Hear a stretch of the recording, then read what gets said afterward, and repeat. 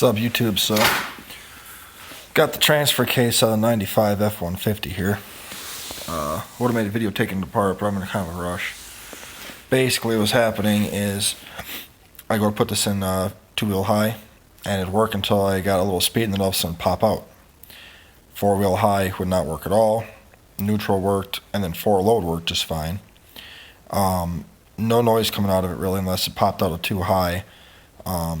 Then it would be a little bit of a noise and whatnot. Basically what happened is, this is a shift fork that engages your 2 high, 4 high, neutral and stuff. So, in a nutshell, this shift fork is just destroyed. Just destroyed. Part of it's broken off, and then that is just terrible. The way this works out is, let me put this back together here quick so you can see exactly what goes on here. This piece here, your shift fork, goes on your thing here. That's how this sits in here. Okay. And when you engage the lever in the back, which it won't engage because it's really stiff, but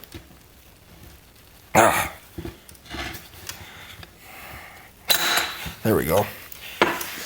That right there is what's that? That is 4 low right there. Okay. So 4 low works because see how much slop this has? 4 low does work because it's still on there. Okay. All the way in is 2-wheel high. Okay. That right there is 2-wheel high. Okay. Or 2-wheel drive, you want to call it. But you see how it pops us out on the bottom? And then how this moves? So this needs to hold this real nice and snug in there. Just like that, okay? What this does, this engages the gear on the inside, okay? Well, 4 high didn't work. I'm assuming because when you pull this out a little bit, it'd come out a hair and then it'd pop out neutral like this. But basically what's happening is 2-wheel drive. This is spinning. You get speed, it pops out, and it does one of these. And it does this. A better view here for you. Yeah, so it'd be like that, 4 and 2 high. And spin. And you'd be able to speed, it pops out. Because that lower fork part is missing right here. It just got worn out over the years, and it's pulled out. So if you guys ever experience that, now this is upside down, okay? Your filter here is on the bottom. This is the bottom part of the transfer case. That's the upper part. Basically those, yeah, so I mean, taking this apart is simple.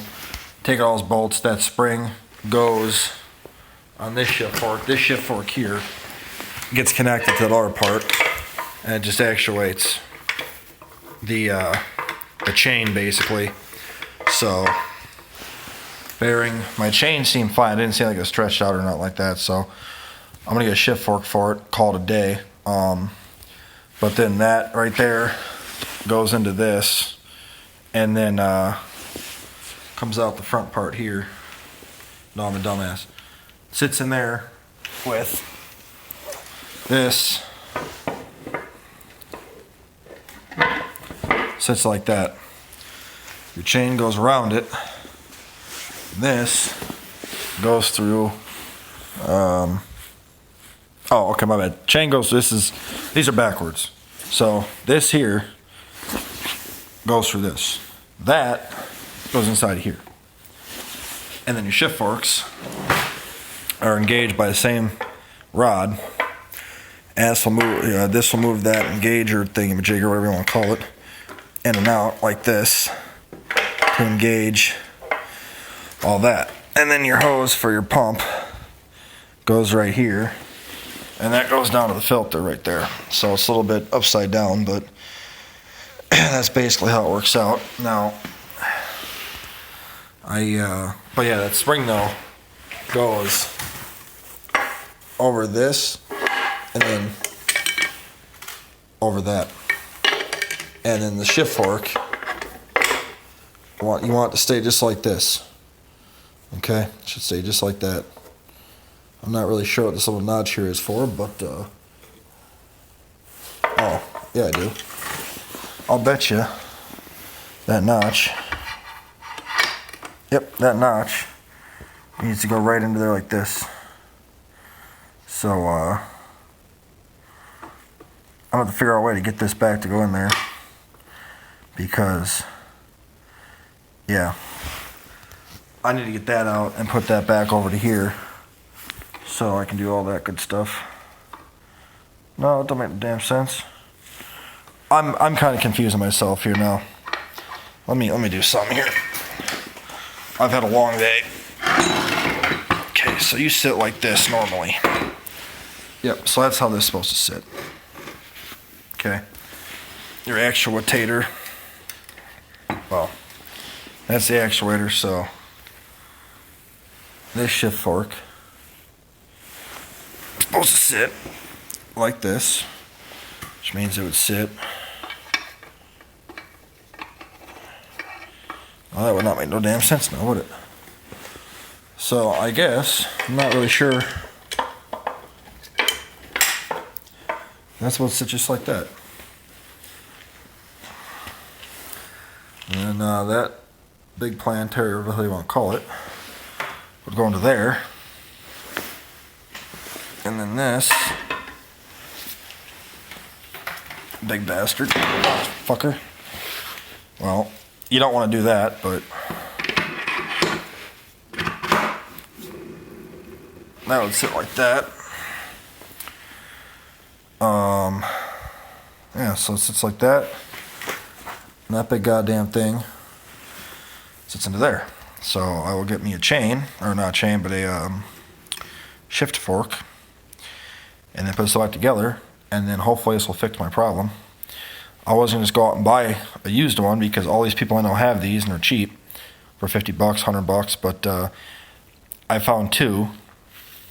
One of them has a automatic, well, one's a electronic shift transfer case, so that's no good, and the other one, the guy wants too much money for it, so we're going to try and just buy a shift fork for it. Hopefully that fixes it. If not, then I guess we'll have to buy another one, but hopefully this does fix it. But yeah, so if you guys have a problem with the shift transfer case, might just be a cheap fix. But just look at the gap on that though. Right here. I mean, that's almost a finger, you know. That should be nice and snug and tight. But I'm not really sure how the hell this big fucking thing comes out. Tried pounding it out, didn't want to come. But I feel like that should be able to come out. So you put the chain on there. You want them both to be on this side, we can put the chain on. But yeah, this big bastard chain, somewhat, it's got some good weight to it though. But it's got these like cogs in it, and it seems like a good chain though. So didn't hear it slapping around or nothing, so we'll call it good. But then yeah, I guess you guys got any questions about the transfer case or anything, let me know. I'll be glad to answer them for you, help you out. When I get my new part, I'll try and make a video of putting it together, but still using my cell phone right here for my camera, so it's hard to hold it and whatnot. But I guess I'll close this one out. Like, share, subscribe. I appreciate it. Comment. Guess you guys got any questions? Let me know.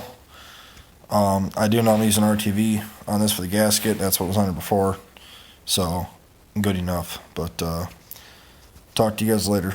Bye.